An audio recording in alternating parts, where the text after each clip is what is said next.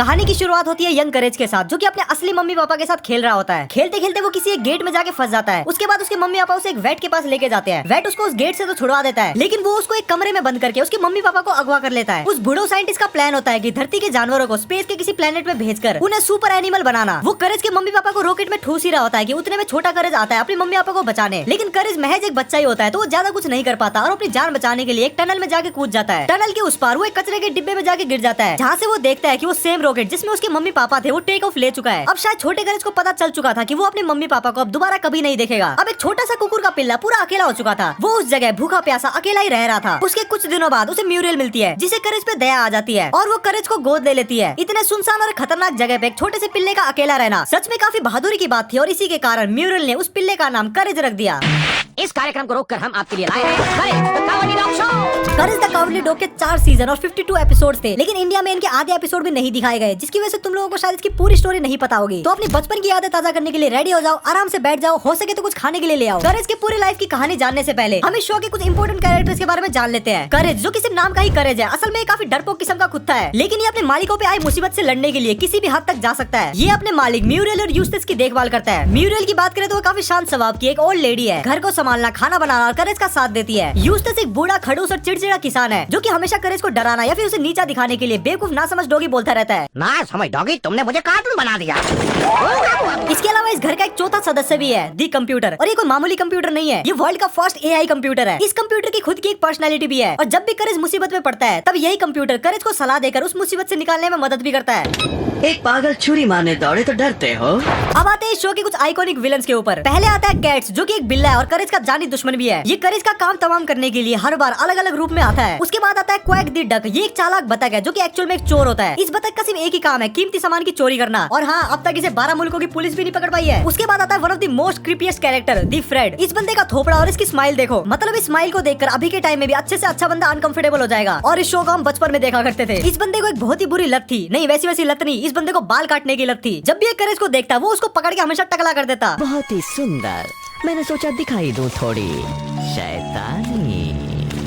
अब फाइनली आते हैं इसकी स्टोरी पर। करेज, म्यूरियल और यूस्टस एक तेज तूफान के बीच में एक होटल में रुकते हैं, द कैट्स मॉडल होटल। वहाँ रिसेप्शन में उन्हें कैट्स मिलता है, जो उन्हें बोलता है कि यहाँ पे डॉग्स अलाउड नहीं है, तो इसको बाहर बांध के आओ। यूस्टस, जिसे करेज पसंद नहीं था, वो इस मौके का पूरा फायदा उठाता है और वो करेज को बाहर एक खंबे में जाके बांध आता है। हालांकि म्यूरियल उसे सांत्वना और कंबल देती है और बोलती है कि बस एक ही रात की बात है। करेज को बाहर बांध के दोनों बस सोने की तैयारी कर ही रहे होते हैं।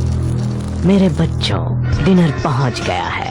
लेकिन रात होते ही कैट्स करेज के सामने एक डिब्बा रख देता है, जिसमें से एक भयानक मकड़ी निकलती है, जो कि करेज पे हमला करना शुरू कर देती है, और एक मकड़ी म्यूरियल के नहाने वाले पानी में होती है। करेज जैसे तैसे उस मकड़ी को हरा के म्यूरियल की मदद करने के लिए जाता है, और म्यूरियल उसे यूस्टस को जगाने के लिए भेजती है, लेकिन वो बूढ़ो काफी गहरी नींद में सो रहा होता है और करेज उसे जगाने में नाकामयाब रहता है। लेकिन जब करेज दूसरी बार आता है तब वहाँ यूस्टस नहीं होता, तो करेज मदद मांगने के लिए रिसेप्शन में जाता है, लेकिन वहाँ भी कोई नहीं होता। उसके बाद करेज स्टाफ रूम का दरवाजा खोलता है और वहाँ पे देखता है यूस्टस को मकड़ी के जाले में लपटा हुआ। लेकिन जैसे ही मकड़ी यूस्टस पे हमला करने वाली होती है, हमारा बहादुर करेज उसे एक लकड़ी से कुचल देता है। अब कैट्स वहाँ पे आ चुका था, लेकिन करेज यूस्टस को ही उस पे दे मारता है। कैट्स फाइनली करेज को पकड़ लेता है और उसको बोलता है कि अगर तुझे यहाँ से निकलना है तो मेरे साथ एक गेम खेलना पड़ेगा। इस बीच म्यूरियल अपने ही दम पे उस मकड़ी को हरा देती है और करेज की खोज में निकल जाती है। करेज ऑलमोस्ट हार मानने ही वाला होता है, लेकिन इसी बीच म्यूरियल कैट्स के सर पे एक टेनिस रैकेट दे मारती है और मकड़ी के जाले में लिपटे हुए यूस्टस को लेकर वहाँ से चले जाते हैं। ग्रैंडपा का पहना हुआ कंबल तो बड़ा ही मस्त दिखता है, एक तुम्हें भी दिलाना चाहिए।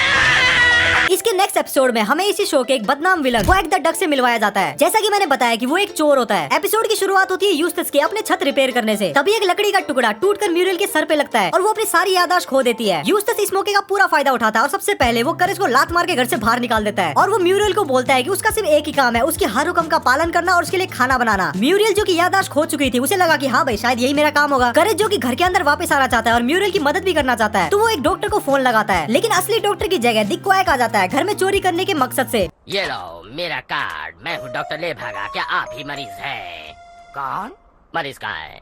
घर पहुंचते ही सबसे पहले वो यूस्टस को एक बड़े से हथौड़े से बेहोश कर देता है। उसके बाद म्यूरियल से वो पूछताछ करता है कि घर का सारा कीमती सामान किधर है, लेकिन म्यूरियल की याददाश्त तो जा चुकी थी, तो उसे कुछ भी पता नहीं होता। और करेज ये सब देख रहा होता है, तो वो खिड़की के जरिए कंप्यूटर के पास पहुंचता है और पुलिस को बुलाता है। उतने में वो बतख म्यूरियल को एक बार हथौड़े से मारता है, जिसकी वजह से म्यूरियल की याददाश्त वापस आ जाती है, लेकिन वो बंधी हुई थी तो वो तुरंत कुछ नहीं कर पाती। करेज उसे रोकने की ट्राई तो करता है, लेकिन क्वैक उसे पकड़ लेता है और वो उसी हथौड़े से उसे मारने ही जा रहा होता है। तभी टाइम पे पुलिस आ पहुंचती है और वो क्वैक को गिरफ्तार करके ले जाती है। और जब पुलिस तलाशी लेती है तो वो यूस्टस को एक अलमारी में बंद बंद मिलता है। और हाँ, इस बार यूस्टस की याददाश्त जा चुकी थी। करेज भी सोचता है कि जैसे को तैसा, तो वो यूस्टस को वहीं बंद छोड़ देता है। एपिसोड के एंड में क्वैक पुलिस की गाड़ी से भाग जाता है और वो बोलता है कि ये हमारी आखिरी मुलाकात नहीं थी। इसके नेक्स्ट एपिसोड में हमें मिलवाया जाता है म्यूरल के डरावने भांजे फ्रेड से। फ्रेड की पहली झलक को ही देख के करेज पूरा कांप उठता है और वो पूरा घबराया हुआ होता है। मतलब ऐसे थोपड़े से कोई क्यों ना डरे। जब करेज और फ्रेड एक साथ बैठते हैं तब करेज की नजर पड़ती है फ्रेड की कलाई में बंधे हुए एक बैंड पर, जहाँ पे एक नंबर और होम ऑफ फ्री की बार्बर्स लिखा हुआ था। मतलब ये बंदा सीधा पागल खाने से छूट के आया है। और ये बात करेज म्यूरल को बताने की कोशिश करता है, लेकिन म्यूरल कुछ नहीं समझ पाती और वो उसे बोलती है कि फ्रेड को बाथरूम दिखा दो। यूस्टस उसे समझा रहा होता है कि ये बाथरूम की कुंडी खराब हो गई है, तो अगर एक बार ये लॉक हो गई तो बड़ी मुश्किल से ही खुलता है। म्यूरल को अचानक से याद आता है कि वो फ्रेड को तौलिया देना तो भूल ही गई है, तो ये यूस्टस को कहती है फ्रेड को तौलिया देने को। लेकिन यूस्टस तो एक कामचोर बुढ़ा हुआ है, तो ये वो काम करेज को पकड़ा देता है और करेज को उसी बाथरूम में फेंक देता है और उसकी कुंडी भी लॉक हो जाती है। अब एक ही बाथरूम में करेज जैसा एक डरपोक और बेचारा जानवर और ये सन के आदमी बंद था। तो होना क्या था, उसने करेज की गुद्दी पकड़ी और उसको गंजा करना शुरू कर दिया।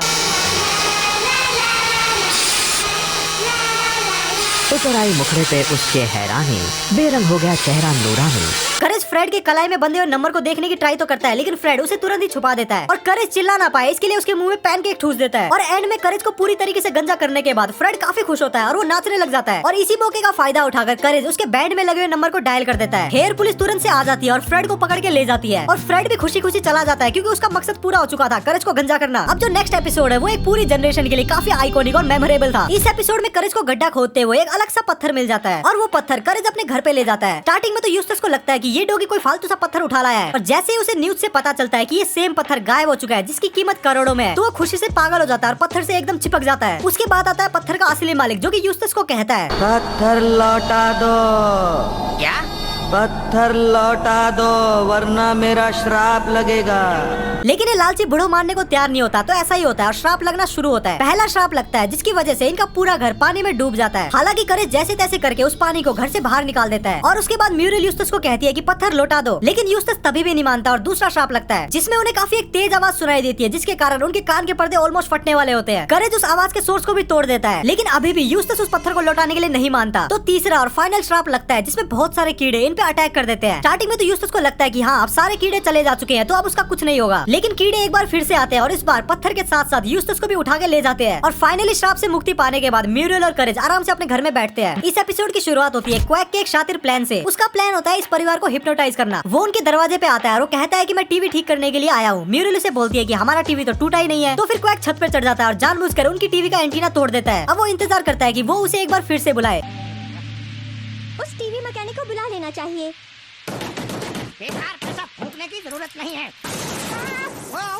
और ऐसा ही होता है, क्वैक वापस आता है और वो टीवी ठीक करने के बहाने टीवी में कुछ करके जाता है और वो टीवी यूस्टस को हिप्नोटाइज कर लेती है और वो यूस्टस को आदेश देती है कि करेज से छुटकारा पाओ। और उसके बाद क्वैक यूस्टस और म्यूरल को हिप्नोटाइज करके आदेश देता है कि पास के जैकपॉट से सारा पैसा चुरा के ले आओ। और वो ऐसा ही करते हैं। वो कार में बैठकर लोटस स्टैंड की तरफ बढ़ रहे होते हैं। उतने में म्यूरल एक जोकर की ड्रेस पहन के गार्ड का ध्यान भटकाती है और यूस्टस चुपचाप अंदर घुसकर पैसा चुराना शुरू करता है। लेकिन उन्हें इस बात का अंदाजा नहीं था कि करेज चोरी रोकने के लिए चुपचाप उनके पीछे आ गया था। डरते डरते लेकिन चालाकी से करेज लॉटरी के सारे पैसे रास्ते में गिराना शुरू करता है ताकि लोग उसे देखें और उन्हें पता चले कि लॉटरी के पैसे कहाँ जा रहे हैं। और उसके बाद पुलिस उन पैसों को लाइन से फॉलो करती है और एक बार फिर से क्वैक को गिरफ्तार कर लेती है। लेकिन जैसा हर बार होता है, क्वैक इस बार भी पुलिस से भाग जाता है और वो जोर से चिल्लाता है कि मुझसे पीछा छुड़ाना इतना आसान नहीं है और मैं फिर से आऊंगा। नेक्स्ट एपिसोड की शुरुआत होती है एक बार फिर से कैट्स के साथ, जो कि अपने जैम मॉन्स्टर की मदद से म्यूरल को अगवा कर लेता है। म्यूरल को अगवा करने के पीछे उसका मकसद म्यूरल की फेमस कैंडी एप्पल की रेसिपी को हासिल करना था। तकदीर की खराबी देखिए, कहीं नई मीठी मिठाई कॉन्टेस्ट में हर साल मुझे दूसरा नंबर ही मिलता है। कैट्स उसे धमकाता है कि अगर रेसिपी नहीं दी तो तुझे टपका दिया जाएगा, लेकिन म्यूरल उसे रेसिपी नहीं बताती और इसी बीच यूस्टस घर वापस आता है और वो म्यूरल को घर में नहीं देखता, लेकिन उसे जैम मॉन्स्टर के थ्रू छोड़े हुए जैम के टुकड़े जरूर दिखते हैं, जिसे फॉलो करते करते वो कैट्स के अड्डे की तरफ पहुंच रहा था। और उधर करेज को भी बबलगम की रस्सियों की मदद से बांध के रखा था, लेकिन करेज उन रस्सियों को चबा देता है और एक बड़ा सा बबलगम फुलाता है और उसी की मदद से उड़कर वो सीधा कैट्स के ऊपर आके गिरता है, जिससे वो म्यूरल को तो बचा लेता है, लेकिन वो कैट्स के साथ साथ सीढ़ियों से नीचे गिर जाता है। और जैसा कि हमेशा होता है, कैट्स उसे एक और गेम के लिए चैलेंज करता है और इस बार ये गेम था स्टीयरिंग कॉन्टेस्ट। करेज का पूरा ध्यान बस घूरने में लगा हुआ था और उतने में यूस्टस आ पहुंचता है, जो कि जैम मॉन्स्टर को डरा के भगा देता है। बुढ़ो ने जिंदगी में पहली बार कुछ अच्छा काम किया है, लेकिन यूस्टस की उस आवाज से करेज भी डर जाता है और वो ये चैलेंज हार जाता है। और हारने की सजा के तौर में कैट्स उसे गम ड्रॉप बनाने की मशीन में फेंक देता है और अब करेज पूरी तरीके से कैंडी बन जाता है। उस तरफ यूस्टस, जो कि ज्यादा कुछ नहीं करता, इस बार वो म्यूरल को बचाने के लिए कैट्स से भिड़ जाता है। हालांकि कैट्स यूस्टस पे भारी पड़ रहा होता है और उतने में अपना हीरो करेज लुढ़कता लुढ़कता वापस आता है, कैट को एक मशीन में फेंक देता है और इस तरह करेज यूस्टस और म्यूरल को बचा लेता है और कैट्स अब एक टॉफी बन चुका था। म्यूरल उसे बताती है कि उसकी रेसिपी का सीक्रेट इंग्रेडिएंट विनेगर है। और इस एपिसोड का एंड होता है नोवेयर स्वीट स्टफ कॉन्टेस्ट में, जहाँ एक और बार म्यूरल फर्स्ट आती है और कैट्स सेकंड। नेक्स्ट एपिसोड की शुरुआत होती है ग्रोथ इंडस्ट्रीज नाम की एक कंपनी से, जो कि बालों के एक खास type AB XYZ blood group वाले लोगों के पीछे पड़ी हुई होती है, क्योंकि उनकी बाल उगाने वाली दवाई इन्हीं लोगों पे सबसे अच्छा असर करती है। और जैसा कि हर बार होता है, म्यूरल ही इस बार शिकार बनती है। कंपनी डॉक्टर से पूछती है कि क्या उनके पास AB XYZ ये ब्लड ग्रुप वाले लोग हैं, क्योंकि उनके टेस्ट सब्जेक्ट खत्म हो रहे हैं। डॉक्टर पहले तो मना करता है, लेकिन थोड़ी सी रिश्वत मिलने के बाद वो उन्हें म्यूरल के बारे में बताता है। ग्रोथ इंडस्ट्रीज वाले लोग सीधा फार्म हाउस पे पहुंचते हैं और वो म्यूरल को किडनैप करके अपने साथ ले जाते हैं। करेज को ये सब काफी अजीब लगता है, तो वो तुरंत डॉक्टर को कॉल करता है, जहाँ उसे पता चलता है कि डॉक्टर ने म्यूरल की जानकारी उनको दी थी। करेज क्लिनिक जाके म्यूरल की फाइल देखता है, तो उसे पता चलता है कि म्यूरल को क्यों उठाया गया है।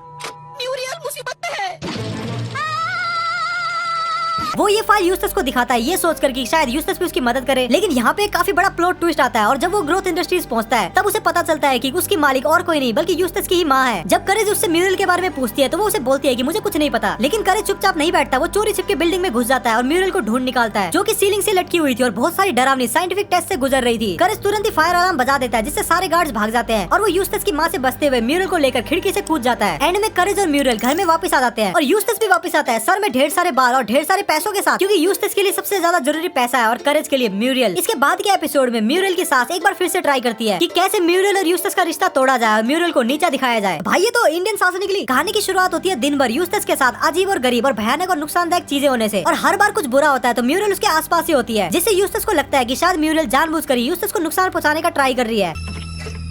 तुम्हारे हाथ का खाना नहीं खाऊंगा मैं। ये क्या कह रहे हो यूस्टस? मैं कह रहा हूँ कि कपड़े तंग करने, उड़ाए जाने और चिड़ियों से चौचवाने के बाद मुझे सोचना ही पड़ेगा कि तुम्हें मुझसे खुंदक है। यूस्टस अपनी माँ को फोन करके शिकायत करता है और उसकी माँ तुरंत घर पे पहुंच जाती है। दावा करती है कि उसके पास काउंसलिंग का एक लाइसेंस है, जो कि उसके पास बिल्कुल नहीं होता। माँ उसे काउंसलिंग देती है और बातचीत शुरू करने से पहले वो उसे कहती है कि अब उसकी शादी नहीं बच सकती। करेज को ये बहस और माँ की बकवास बिल्कुल पसंद नहीं आती, तो वो कंप्यूटर की मदद से खुद ये काउंसलिंग लाइसेंस बनवा लेता है। करेज के द्वारा कराई गई काउंसलिंग में सब कुछ ठीक ठाक चलता है और यूस्टस और म्यूरल फिर से सुलह कर लेते हैं। तभी एक भूतनी औरत दिखाई देती है, जो कि करेज को बोलती है कि वही सारी परेशानी की वजह थी, क्योंकि उसे लगता था कि म्यूरल के पूर्वजों ने उसके पति लोस नेस को झील में फेंक दिया था। म्यूरल की सास इस बात पे यकीन नहीं करती और म्यूरल और यूस्टस के रिश्ते को बर्बाद करने का प्लान आगे बढ़ाने की तैयारी करती है। माँ कमरे में जाकर म्यूरल पे झूठे आरोप लगाती है और वो भूतनी ऐसा करने में उसे मदद भी करती है। करेज ये सब चीजें देख लेता है और माँ को रोकने के लिए वो एक चीज की मदद लेता है, जिससे उसका ध्यान भटक जाता है। जब माँ उस चीज को देखती है तो वो एक ट्रांस में चली जाती है और अपने जीवन के सारे राज उगलने शुरू कर देती है। और उसके बीच एक इम्पोर्टेंट बात बताती है कि उसके ही पूर्वजों ने एक आदमी को झील में फेंका था। ये सुनते ही भूतनी को पता चल जाता है कि म्यूरल नहीं, म्यूरल के सास के पूर्वजों ने उसके पति को झील में फेंका था, और वो सास का पीछा करते हुए उसे घर से भगा देती है। और उसके बाद के एपिसोड में फैमिली के कंप्यूटर से अच्छी तरीके से मिलने का एक मौका मिलता है। एपिसोड की शुरुआत होती है करेज की एक छोटी सी डायरी में कुछ लिखने से, जो कंप्यूटर में सेव होती है। करेज की यादें पढ़ते हुए कंप्यूटर उसे कहता है कि तुम तो बिल्कुल भी बहादुर नहीं हो, अगर मुझे मौका मिले तो मैं तुमसे कहीं बेहतर कर सकता हूँ। और उसी रात एक भयानक तूफान आता है, जिसकी वजह से घर के सारे इलेक्ट्रॉनिक सामान में काफी तेज बिजली दौड़ती है, इतनी ज्यादा कि कंप्यूटर जिंदा होने लगता है और अपना एक शरीर उगाकर इधर उधर चलने फिरने लगता है। अब वो कंप्यूटर सिर्फ एक मशीन नहीं रहा, वो खुद को एक ताकतवर इंसान समझने लगता है। वो खुद को सो रहे यूस्टस के शरीर में डाउनलोड कर लेता है और उसके शरीर को कब्जे में ले लेता है। लेकिन यूस्टस एक कमजोर बूढ़ा होता है, तो कंप्यूटर कहता है कि मुझे एक ऐसा शरीर चाहिए जिसमें काफी ज्यादा मांस हो, और उसकी नजर पड़ती है म्यूरल पे। कंप्यूटर म्यूरल के शरीर को एक सुपर सूट की तरह पहन लेता है और पूरे दुनिया में घूम घूम कर काम करता है, जिसे वो बहादुरी मानता है। करेज म्यूरल को बचाने के लिए और कंप्यूटर की इस पागलपन को रोकने के लिए सारी कोशिशें करता है, और दूसरी ओर कंप्यूटर अपने हर कारनामे को हीरोगिरी समझता है और वो एक मशीन में जाके फंस जाता है और वो करेज की मदद मांगता है। करेज उसकी मदद तो करता है, लेकिन वो खुद बिजली के झटके का शिकार हो जाता है। और उसके बाद कंप्यूटर करेज को उठाकर अपने घर आता है और अपने कंप्यूटर रूप में वापस आ जाता है और कहता है कि इंसान बनना तो काफी बोरिंग है। म्यूरल जो कि इस घटना के दौरान पूरी तरीके से बेहोश थी, करेज उसे सारी बातें बताने का ट्राई तो करता है, लेकिन म्यूरल को लगता है कि ये सब करेज की इमेजिनेशन है। इस पूरी सीरीज में हमने एक चीज तो देखी है कि कोई भी विलन करेज पे सीधा हमला नहीं करता, बल्कि वो म्यूरल ये भी यूस्टस के पीछे पड़ा हुआ होता है। लेकिन नेक्स्ट एपिसोड में विलन सीधा करेज को निशाना बनाता है। करेज अपने घर के बाहर अपनी हड्डी चाट रहा होता है, तभी उसके सामने एक औरत आती है, जो कि करेज को देख के पागल हो जाती है और उसे कहती है कि तुम तो सेम मेरे कुत्ते डंकन जैसे दिखते हो। म्यूरल जब उन दोनों को देखती है तो उसे लगता है कि शायद करेज ने कोई नई दोस्त बना ली है, और वो उस औरत को घर में इनवाइट करती है। घर के अंदर आने के बाद उन्हें पता चलता है कि वो औरत कोई आम औरत नहीं है, बल्कि एक तूफान की देवी है, जो कि अपने खोए हुए कुत्ते डंकन की तलाश में निकली हुई है, और वो करेज को डंकन समझकर उससे पागलों की तरह चिपक रही है। धीरे धीरे म्यूरल को भी लगता है कि ये औरत शायद कुछ ज्यादा ही हदें पार कर रही है, और रात को डिनर के दौरान वो औरत साफ साफ कह देती है कि करेज उसका कुत्ता है और वो उसका वापस लेके जाएगी। म्यूरल जिसके लिए करेज उसके बच्चे जैसा था, ये सुनकर वो नाराज हो जाती है और कहती है कि करेज उसका कुत्ता है। ये सुनकर तूफान की देवी गुस्से में आ जाती है और गुस्से में वो तूफान ले आती है, और इस तूफान की मदद से करेज उड़कर डंकन की तलाश में निकल जाता है। जल्दी ही किसी के बताने पे उसे पता चलता है कि डंकन को सीवर में देखा गया था। करेज सीवर में जाता है और वहाँ उसे पता चलता है द गॉड बोन के बारे में। पर ध्यान रहे, चूसना कतई नहीं।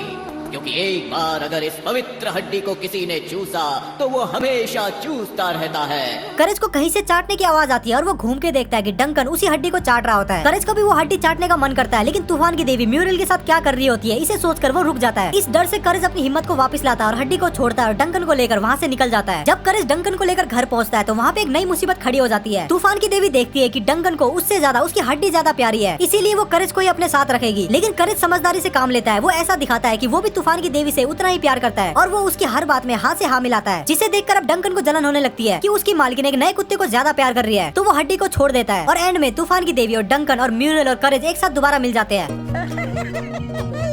इसके बाद करेज का जानी दुश्मन क्वैक फिर से वापस आ जाता है और इस बार वो काफी खतरनाक प्लान के साथ आया था। इस बार वो म्यूरल का इस्तेमाल करके एक स्वीडिश बैंक को लूटना चाहता था। एपिसोड की शुरुआत होती है हमेशा की तरह करेज और म्यूरल के साथ, जो कि किचन में कुछ बना रहे होते हैं। उतने में यूस्टस आता है और कहता है कि मुझे मेरा चश्मा नहीं मिल रहा। म्यूरल करेज को कहती है कि बाहर जाके यूस्टस का चश्मा ढूंढ दो, मतलब यह बुढ़ऊ किसी काम का ही नहीं है। लुक बैक फिर आ गया।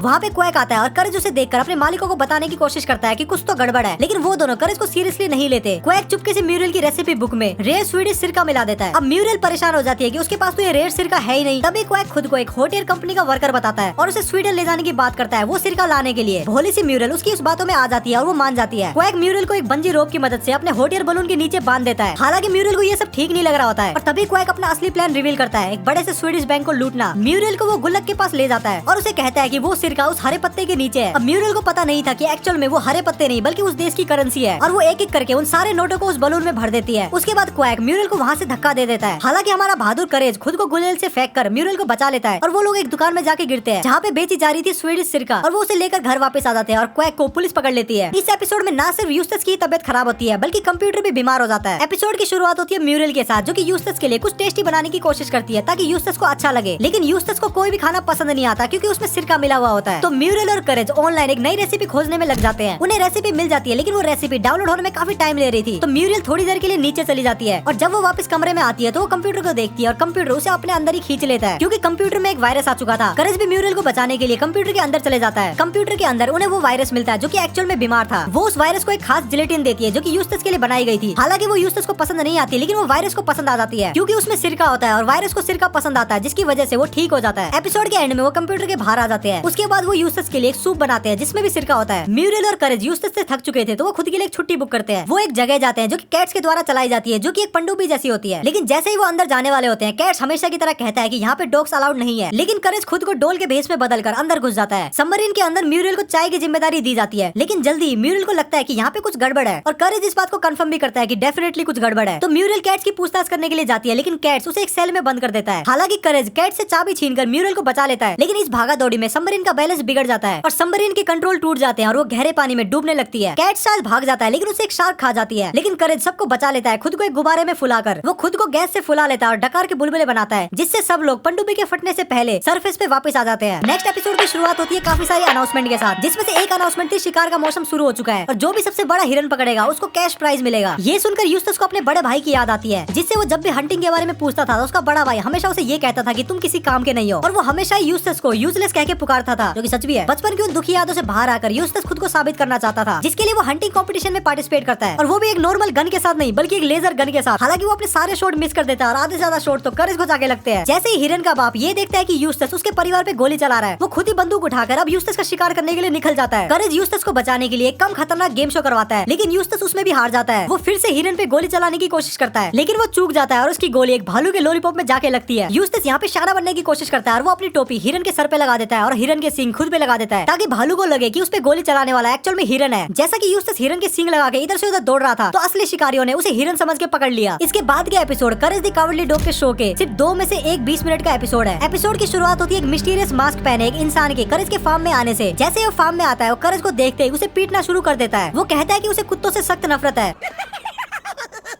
म्यूरियल हमेशा की तरह करेज को बचा लेती है और उसे चाय पे बुलाती है। चाय के दौरान वो मास्क मैन उन्हें बताता है कि उसका नाम किटी है और वो एक कहानी सुनाता है अपने दोस्त बनी की, जो कि मैड डॉग नाम के गैंगस्टर कुत्ते से प्यार कर बैठती है। वो कुत्ता बहुत ही एग्रेसिव था और वो बनी को धमकी देता था कि अगर वो भागने की कोशिश करे या फिर किटी के आसपास दिखे तो वो उसे मार डालेगा। कहानी के दौरान यूस्टस बोलता है कि किटी को अपना मास्क हटा लेना चाहिए। इससे गुस्सा होकर किटी टेबल पे रखे सारे बर्तनों को फेंक देती है। रात के खाने में जब एक बार फिर से मास्क की बात होती है तो किटी शांत रहती है और वो कहती है कि वो सच्चाई का सामना करने से डरती है, जिसपे म्यूरियल कहती है कि सबको किसी न किसी टाइम पे अपनी सच्चाई का सामना तो करना ही पड़ता है। जिसपे किटी कहती है कि म्यूरियल रात को चुपचाप केक खाती है और यूस्टस जो कि फिक्स्ड मैन कहलाता है वो कुछ भी ठीक नहीं कर सकता। रात को करेज किटी पे नजर रखता है और वो देखता है कि किटी एक्चुअल में एक बिल्ली है। वाह क्या खुलासा है, मतलब नाम से पता नहीं चल रहा था। करेज को पूरा यकीन हो गया था कि किटी का मास्क एक मॉन्स्टर है जो कि उसे अपने कब्जे में लेता है और फिर उसे डरावने सपने दिखाई देने लगते हैं। करेज म्यूरियल और यूस्टस को चेतावनी देने की कोशिश करता है लेकिन हमेशा की तरह वो उसकी बात को नहीं समझते, तो करेज उन दोनों को उनके ही कमरे में लॉक कर देता है। करेज किटी के खिलौने चूहे को सबूत मानते हुए पुलिस के पास ले जाने की तैयारी करता है। उसके बाद करेज जब एक रेस्टोरेंट में डिनर कर रहा होता है और फिर वहाँ पे काम करने वाले से उसे पता चलता है कि मैड डॉग बनी को कहाँ रखता है। इस बीच जब करेज बाहर होता है तब घर के सारे लोग बाहर निकलने की ट्राई करते हैं और किटी खिड़की से बाहर निकल जाती है और वो मान लेती है कि करेज ने ही किटी का खिलौना चुराया है और वो करेज को खोजने के लिए निकल पड़ती है। मेरी प्यारी बनी, तुम मुझसे नाराज क्यों हो? क्या किटी की याद आ रही है? उसे भूल भी जाओ ना, मैंने तुम्हें झोपड़ी से निकालकर महलों में पहुंचा दिया। मैड डॉग के ठिकाने से करेज किसी तरीके से बनी को बचा लेता है, जबकि उस पे काफी सारे कुत्ते अटैक करते हैं। भागते वक्त मैड डॉग उन्हें अपनी कार से कुचलने की कोशिश करता है लेकिन करेज कार पर कूदकर उसे ट्रेन की पटरी की तरफ मोड़ देता है और शायद कुचला जाता है। किटी दूर से बनी को आवाज लगाती है। बनी फिर किटी को कहती है कि करेज ने ही उसकी जान बचाई है और फिर किटी कहती है कि शायद सारे कुत्ते बुरे नहीं होते। अब फाइनली वो एपिसोड आता है जिसमें हमें करेज का पास्ट दिखाया जाता है, जिसकी एक छोटी सी समरी मैंने तुम लोगों को इंट्रो में बताई थी। एपिसोड की शुरुआत में करेज एक एड देख रहा होता है जिसमें मिसिंग डॉग के बारे में बताया जाता है। तभी उसे फ्लैशबैक आना शुरू होता है। पहले फ्लैशबैक में उसे ये यादें आती है कि कैसे वो अपने मम्मी पापा से अलग हुआ था। वो देखता है कि वो अपने मम्मी पापा के साथ बॉल से खेल रहा होता है और खेलते खेलते उसका सर एक गेट में जाके फंस जाता है। उसके बाद उसके पेरेंट्स उसको एक वेट के पास लेके जाते हैं, जो वेट करेज को उस गेट से तो छुड़वा देता है लेकिन उसके मम्मी पापा को किडनैप कर लेता है। फ्लैशबैक खत्म होता है और म्यूरियल करेज के लिए परेशान होती है क्योंकि करेज कुछ नहीं बोल रहा होता, बस ऐसे ही बैठा हुआ होता है। और जब यूस्टस भी करेज को डराने की कोशिश करता है और करेज कोई भी रिएक्शन नहीं देता, तब उन्हें लगता है कि करेज की तबियत खराब है, तो वो उन्हें उसी सेम वेट के पास लेके जाते हैं। करेज को एक बार फिर से फ्लैशबैक आता है और उस फ्लैशबैक में करेज देखता है कि उस वेट के पास बहुत सारे एलियन टाइप के जानवर बंद थे और वो वेट करेज के पेरेंट्स को जबरदस्ती एक अलग कमरे में ले जा रहा होता है। जैसे ही करेज उस वेट को एक बार फिर से देखता है तो उसको एक और फ्लैशबैक आता है। यंग करेज देखता है कि उसके पेरेंट्स को एक रॉकेट में बंद किया जा रहा है और वो उन्हें बचाने की कोशिश करता है लेकिन दरवाजा बंद हो चुका था। वो वेट करेज को भी उसी रॉकेट में डालने की पूरी तैयारी कर रहा था। तभी म्यूरियल और यूस्टस आते हैं करेज को बचाने के लिए। तभी वो वेट बताता है कि वो कुत्तों को स्पेस में भेजकर उन्हें बड़ा और ताकतवर बना रहा है। ये सुनकर करेज को वो दिन याद आता है जब वो इधर उधर भाग रहा था और अपने मम्मी पापा को नहीं बचा पाया। और फिर प्रेजेंट में वो डॉक्टर म्यूरियल और यूस्टस को भी रॉकेट में डाल देता है, लेकिन इस बार करेज टाइम रहते ही उस रॉकेट से बाहर आता है और इस बार करेज हार मानने वाला नहीं था। वो वेट के स्टेथोस्कोप में जोर से चिल्लाता है और जैसे ही डॉक्टर अपने कान को पकड़ता है करेज उसकी चाबियां चुरा लेता है और उस रॉकेट का दरवाजा खोलकर म्यूरियल और यूस्टस को फ्री कर देता है क्योंकि वो दूसरी बार भी अपने पेरेंट्स को नहीं खोना चाहता था। और फिर करेज उस डॉक्टर को उसी रॉकेट में डाल देता है और स्पेस में उड़ा देता है और उसके बाद वो वेट उसी प्लेनेट पे पहुंच जाता है जहाँ पे उसके भेजे हुए बहुत सारे डॉगीज थे और उन्हीं के बीच करेज के पेरेंट्स भी थे जो कि उस डॉक्टर को पूरी पीटने की तैयारी कर चुके थे। और उसके बाद करेज को एक आखिरी फ्लैशबैक आता है कि कैसे म्यूरियल ने उसे अडॉप्ट किया और अभी प्रेजेंट में करेज म्यूरियल की गोद में होता है, पूरी तरीके से खुश और सुरक्षित। ये तो थी करेज द कावर्डली डॉग की एंटायर स्टोरी। अगर तुम वीडियो यहाँ तक देख रहे हो इसका मतलब तुम्हें वीडियो डेफिनेटली पसंद आ गई है। अगर तो वीडियो पसंद आ गई तो एक लाइक करके जरूर जाना क्योंकि इससे मुझे बहुत ज्यादा मोटिवेशन मिलती है। और कमेंट में ये जरूर बता देना कि तुम्हें अगली वीडियो किस पर चाहिए। और अगर ऐसी वीडियो को मिस नहीं करना चाहते तो चैनल को सब्सक्राइब कर देना। मैं मिलता हूँ तुम लोगों से नेक्स्ट वीडियो में, तब तक के लिए बाय।